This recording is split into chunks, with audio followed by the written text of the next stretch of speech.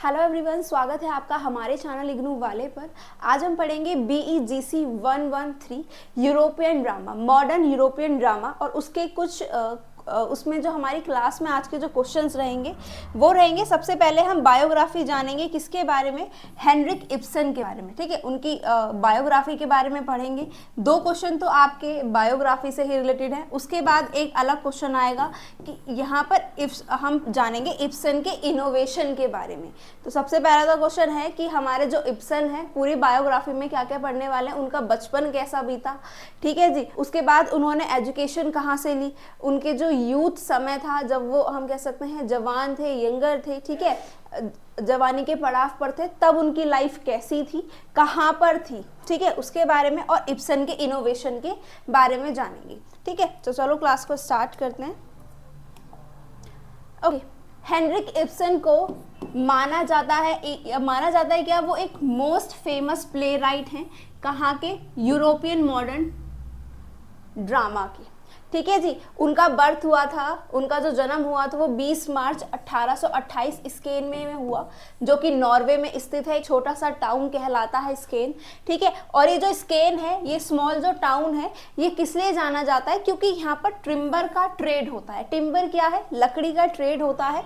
और साथ ही साथ यहाँ के इस टाउन में जो रहने वाले लोग हैं, मोस्टली वो लोग हैं जो व्यापारी हैं, बड़े बड़े व्यापारी हैं। ठीक है जी। जो इब्सन के फादर थे, नट इब्सन, वो भी एक सक्सेसफुल मर्चेंट थे, और उनकी मदर हम यहाँ पर कह सकते हैं Marichen Altenburg, came from a wealthy family. यानी कि जो उनकी मदर थी, हम कह सकते हैं कि उनकी मदर का भी बैकग्राउंड कैसा था? वेल्दी फैमिली बैकग्राउंड था, जो उनका पीहर था, हम यहाँ पर कह सकते हैं। ठीक है जी। अब यहाँ पर बात कर लेते हैं अर्ली लाइफ इन स्केन। जब उनके फादर, जो फैमिली थी वो कैसी रहती थी? कंफर्टेबल लाइफ में थी, कंफर्टेबल था, यहाँ पर कह सकते हैं शुरुआती समय में कोई भी दिक्कत नहीं थी। क्यों? क्योंकि उनके जो फादर थे एक स्ट्रॉन्ग मर्चेंट थे, ठीक है, एक सक्सेसफुल मर्चेंट थे। उसके बाद उनके अपने उनके पिता का, इब्सन के फादर का लार्ज हाउस था, ठीक है, एक अच्छा खासा बिजनेस था। ठीक है, और वो कैसी लाइफ स्पेंड कर रहे थे अपने शुरुआती समय में, हम कह सकते हैं उनका बचपन कैसा बीता था? लग्जरी लाइफ स्टाइल थी उनकी। ठीक है। How ever when Ibsen was around 7 years, अब क्या होता है, जब इब्सन 7 साल के थे, उनके फादर को फाइनेंशियल बहुत ज़्यादा लॉस हुआ, जिस कारण हम कह सकते हैं फैमिली के पास बहुत ज़्यादा वेल्थ नहीं थी। क्योंकि फाइनेंशियल लॉस हुआ तो जो उनकी हम कहते हैं संपत्ति वगैरह थी, जो भी उनकी प्रॉपर्टी वगैरह थी, वो उन्होंने उस फाइनेंशियल इशू के चलते हम कह सकते हैं खो दी थी। ठीक है जी। अब उसके बाद यहाँ पर बात कर लेते हैं लाइफ इन गेयरपेन। अब यहाँ पर गेयरपेन में क्या हुआ लाइफ, जब फाइनेंशियल बहुत ज़्यादा लॉस होने लगा था, तो जो पूरी की पूरी फैमिली थी, इब्सन की फैमिली थी, वो कहाँ पर आ गई थी? स्केन्स को छोड़ करके कहाँ आई थी?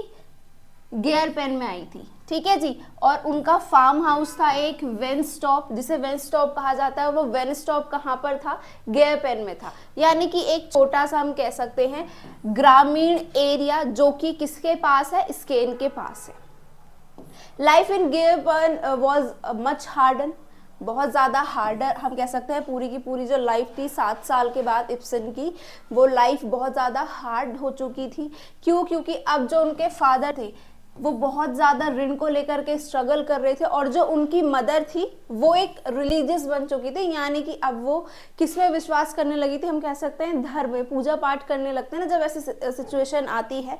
ठीक है, तो पूजा पाठ करने लगते हैं। उन्हें लगता है कि जब हम पूजा पाठ करेंगे तो हमारे ऊपर जो दुविधाएं हैं, जो समस्याएं हैं, उनका हल मिल जाएगा। ठीक है, वो सॉल्व हो जाएंगी। तो उनकी माँ हम कह सकते हैं कि रिलीजियस में लग गई थी बहुत ज़्यादा।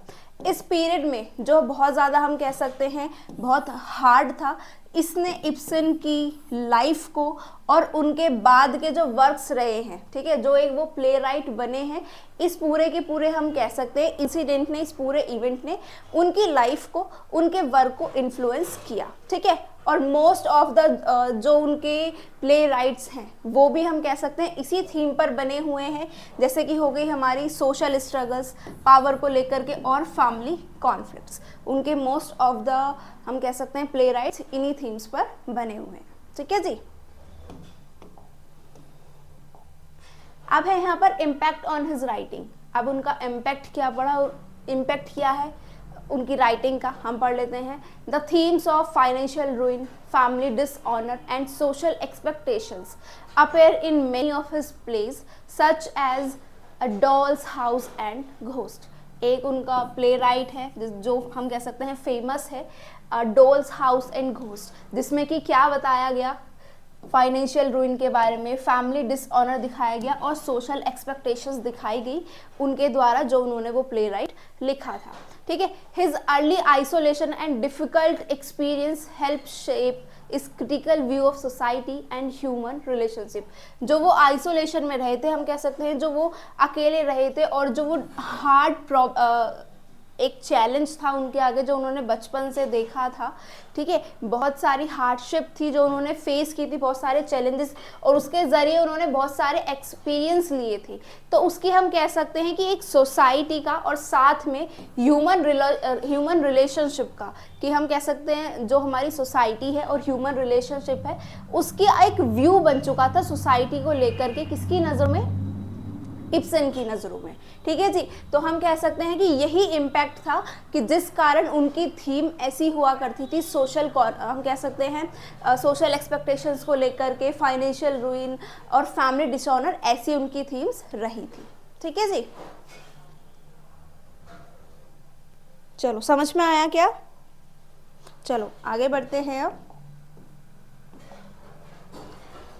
अब यहाँ पर बात कर लेते हैं उनके यूथ और एजुकेशन के बारे में। ठीक है, अब हमने ये तो पढ़ ही लिया है, हेनरिक इब्सन ने अपने 7 साल शुरुआत, जो उनका बचपन था, ठीक है, जन्म से लेने के बाद 7 साल तक वो कहाँ पर उन्होंने बिताया था, स्पेन में बिताया था। ठीक है, उसके बाद उनकी फैमिली में फाइनेंशियल ट्रबल्स आए, बहुत सारी प्रॉब्लम्स आई, जिस कारण वो कहाँ पर आ गए थे, उन्होंने अपना वर्क छोड़ के स्पेन के बाद वो कहाँ पर आ गए थे, अभी हमने पढ़ा था गेयर पेन में आ गए थे, है ना।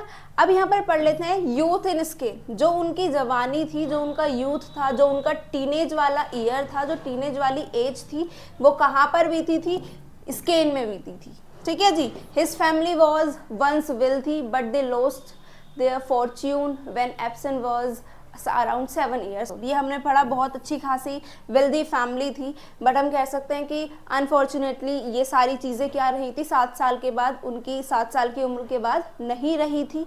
ठीक है, और बहुत सारी प्रॉब्लम्स झेलनी पड़ी थी। As a young boy he was quite observant and interested in books and story telling. Young boy, जैसे जब वो धीरे धीरे बड़े होने लगे, टीनेज होने लगे, तो उनका कहाँ पर, हम कह सकते हैं कहाँ पर इंटरेस्ट देखा गया, बुक्स को लेकर के, स्टोरी टेलिंग में उनका इंटरेस्ट था। Due to financial difficulties he could not continue formal education beyond a basic level. हम यहाँ पर समझ चुके हैं कि क्या है, फाइनेंशियल डिफ़िकल्टीज तो थी, तो वो जो हमारी फॉर्मल एजुकेशंस होती है वो तो नहीं ले पाए थे। सिर्फ और सिर्फ उनकी एजुकेशन का एक बेसिक लेवल था, जो कि वो सिर्फ हम कह सकते हैं बेसिक लेवल ही उन्होंने कंटिन्यू किया था, और वो एक फॉर्मल एजुकेशन को अपनी लाइफ में कंटिन्यू नहीं कर पाए थे, है ना।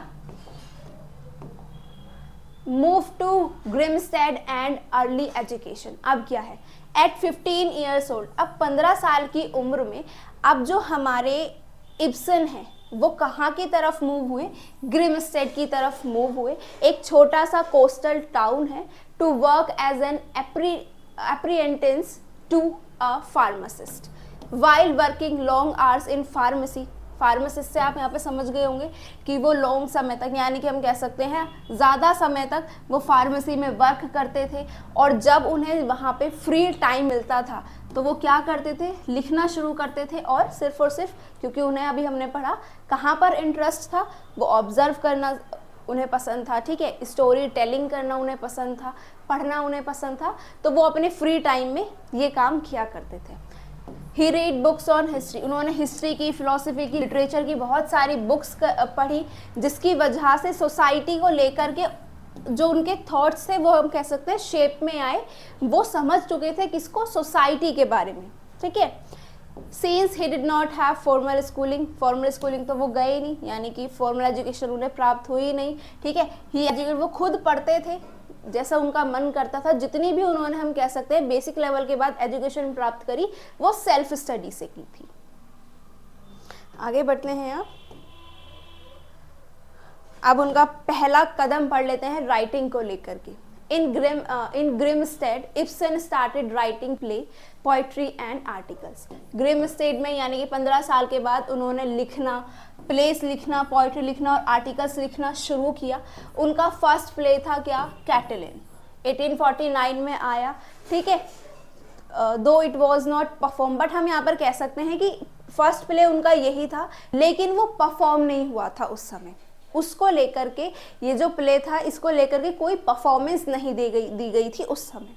ही बिकेम पॉलिटिकली अवेयर, उसके बाद वो पॉलिटिकली अवेयर हुए, ठीक है, और साथ में वो इन्फ्लुएंस हुए थे बहुत सारे रिवॉल्यूशनरी आइडियाज़ से, यानी कि जो भी हम कह सकते हैं यूरोप में फैल रहे थे, जितने भी रिवॉल्यूशनरी आइडियाज़ यूरोप में फैल रहे थे उनसे भी वो क्या हुए थे, इन्फ्लुएंस हुए थे। तब जा कर के हम कह सकते हैं कि वो पॉलिटिकल अवेयर भी बने, ठीक है, यानी कि हम सीधा सीधा से कह सकते हैं उन्होंने पॉलिटिक्स में भी अपना कहीं ना कहीं इंटरेस्ट दिखाया था, ठीक है। समझ में आया क्या? चलो आगे बढ़ते हैं। अब यहाँ पर हम पढ़ लेते हैं उनके इब्सन के इनोवेशन के बारे में, ठीक है। क्या है उनका चेंज जो देखा गया, क्या इनोवेशन है। Henrik Ibsen change the way plays were written and experienced, unlike traditional drama which was mainly written to be performed on stage. Ibsen's play were also meant to be read like literature. यानी कि ये एक innovation था कि उनकी जो writing थी, जो उनके प्ले थे, वो ऐसे नहीं थे कि ज़रूरी नहीं है कि वो प्ले ही किए जाए, ठीक है, वो एक सीरियल ही बने, वो एक ड्रामा ही बने।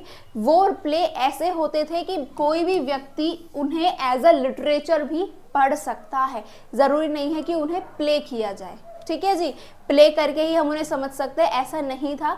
और ये एक मेजर इनोवेशन था कहाँ पर, मॉडर्न यूरोपियन ड्रामा में।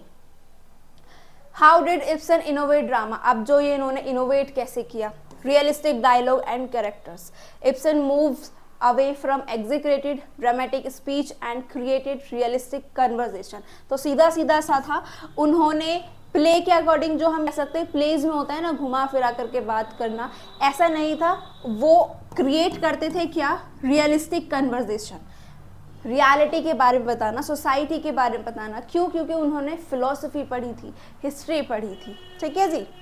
His character spoke in natural way, उनका जो कैरेक्टर होता था उनकी प्ले में कैसा बोलता था, कैसा होता था, नेचुरल तरीका होता था।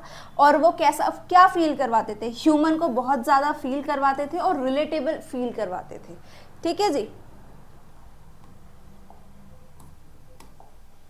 ओके, साइकोलॉजिकल डेप्थ, अब यहाँ पर हम कह सकते हैं क्योंकि उन्होंने साइकोलॉजी पढ़ी तो उन्होंने अपने प्ले में क्या एग्जामाइन किया, पर्सनल कॉन्फ्लिक्ट, इमोशंस के बारे में, और हम सभी की जो हिडन कह सकते हैं डिज़ायर्स होती है जो कभी भी बाहर नहीं आती हैं, तो उसके बारे में उन्होंने लिखा था, ठीक है। स्ट्रॉन्ग सोशल थीम्स, कैसी सोशल थीम्स होंगी, वुमेन्स के अधिकार, मैरिज को लेकर के, हाइपोक्रेसी, और क्या है हमारा पर्सनल फ्रीडम, इसको लेकर के भी जो हमारे रियल सोशल प्रॉब्लम्स हैं इसको लेकर के भी इन्होंने लिखा था।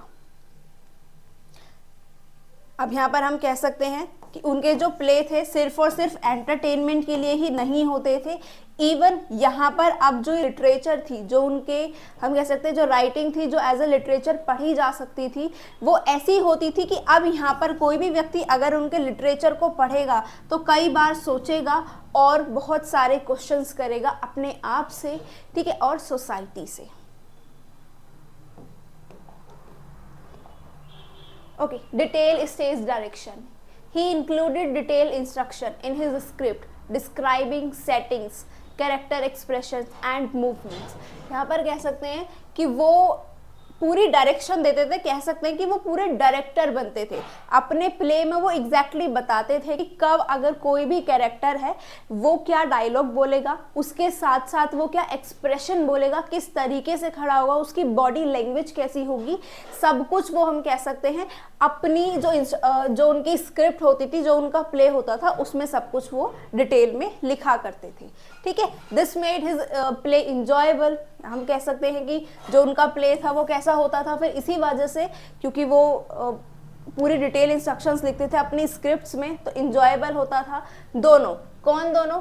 जो यहाँ पर परफॉर्म कर रहा है, जो भी एक्टर है, जो भी कैरेक्टर है, जो भी रोल प्ले करेगा, वो तो साथ ही साथ हम कह सकते हैं वो तो एंजॉयबल होता ही था, और साथ में जो रीडर्स होते थे, जो सीन को हम कह सकते हैं इमेजिन करते थे, यानी कि हम अगर कोई भी बुक वगैरह पढ़ते हैं, ठीक है, तो हम इमेजिन करते हैं कि ऐसा हुआ होगा, वैसा हुआ होगा। तो यहाँ पर दोनों ही व्यक्ति जो एक्चुअल में हम कह सकते हैं प्ले कर रहा है उस कैरेक्टर में अपने आप को ढाल के, और साथ में जो उस कैरेक्टर के बारे में पढ़ते पढ़ते थिंक कर रहा है, सोच रहा है, वो दोनों ही हम कह सकते हैं उनके प्ले को क्या करते थे, एंजॉय करते थे। ब्रेकिंग ट्रेडिशनल प्ले स्ट्रक्चर्स, ये क्या है?